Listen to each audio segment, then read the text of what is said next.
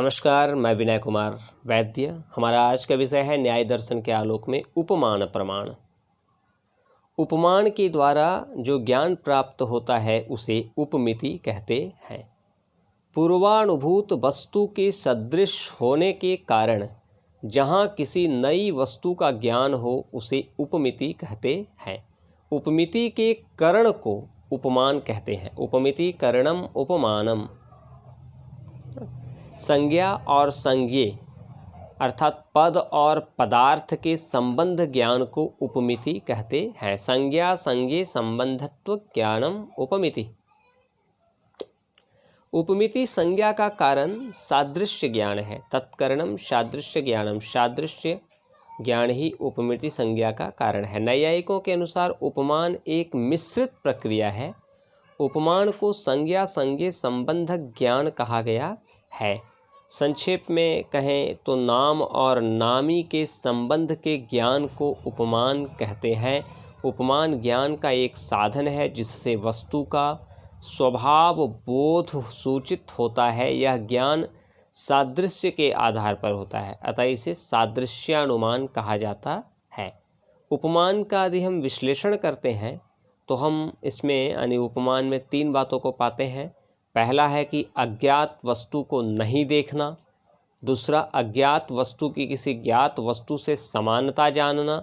और तीसरा, अज्ञात वस्तु का देखी हुई वस्तु के सादृश्य के आधार पर ज्ञान प्राप्त हो जाना।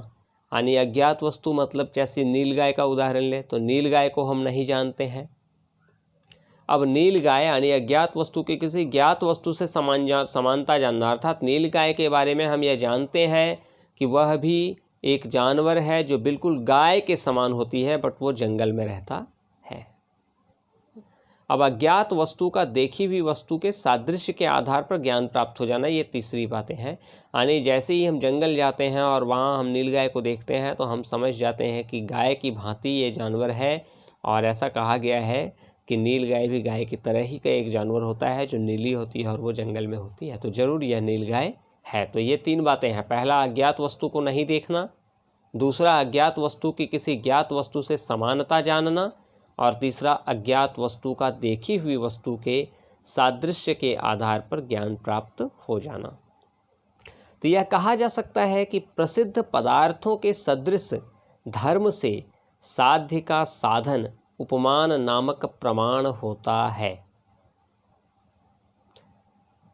प्रसिद्ध पदार्थों के सदृश धर्म से साध्य का साधन उपमान नामक प्रमाण होता है। उदाहरण के लिए, उदाहरण अभी हमने किया गाय और नीलगाय का ना, कि गवय शब्द के अर्थ को जानने वाला कोई पुरुष किसी वनवासी पुरुष से गवय गाय के सदृश होता है, अर्थात नीलगाय गाय के सदृश होता है, ऐसा सुनकर वन में गया और गाय के सदृश गवय होता है। गवय मतलब नीलगाय, गाय के सदृश ही नीलगाय होता है। ऐसी वाक्यार्थ का स्मरण कर गाय के सदृश पिंड को देखता है, एक शरीर को देखता है जो बिल्कुल गाय के जैसा है। उसके बाद उसे यह ज्ञान हो जाता है, यह यानी पशु गवय शब्द का वाच्य अर्थ है, ये जो है, ये जो पशु है वही नीलगाय है। ऐसी उपमिति उत्पन्न होती है। तथा ही कश्चित गवय पदार्थम जानन कुतश्चिदारण्यक पुरुषात् गो सदृशो गवय इति श्रुत्वा वनं गतो गो सदृशो गवय इति वाक्यार्थ स्मरण गो सदृशं पिंडम पश्यति तदनंतरमशो अयम गवय शब्दवाच्यम इत्युपमितिरुत्पद्यते।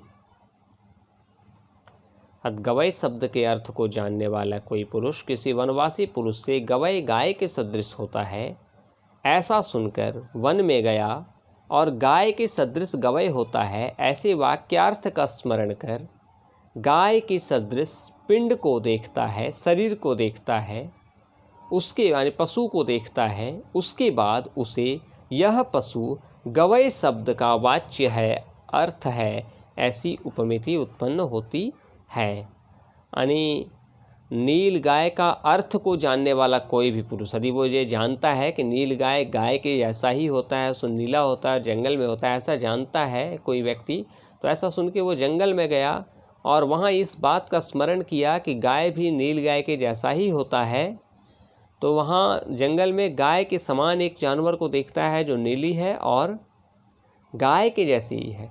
तो उसके बाद उसको ज्ञान हो जाता है कि ये जो पशु है वो नील गाय है। यही उपमान है।